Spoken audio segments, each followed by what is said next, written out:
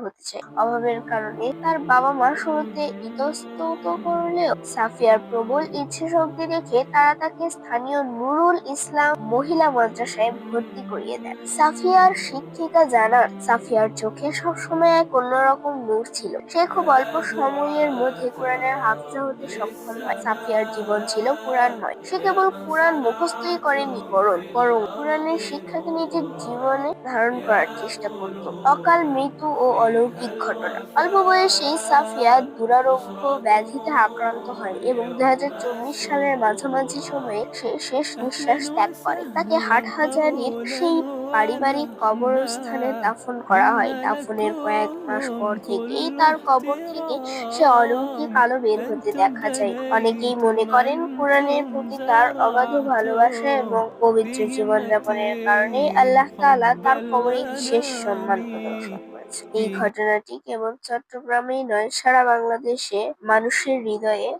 এক গভীর ভাবাবেগের সৃষ্টি করে। এই ঘটনা থেকে আমরা শিখতে পারি আল্লাহর কালাম অর্থাৎ কোরআনের প্রতি ভালোবাসা মানুষকে মৃত্যুর পরেও সম্মানিত করতে পারে। গল্পটি যদি ভালো লাগে লাইক কমেন্ট শেয়ার করে পাশেই থাকবেন। আপনাদের একটি লাইক কমেন্ট শেয়ারে আমার গল্প তৈরি করার আগ্রহ বাড়ে। আল্লাহ হাফেজ।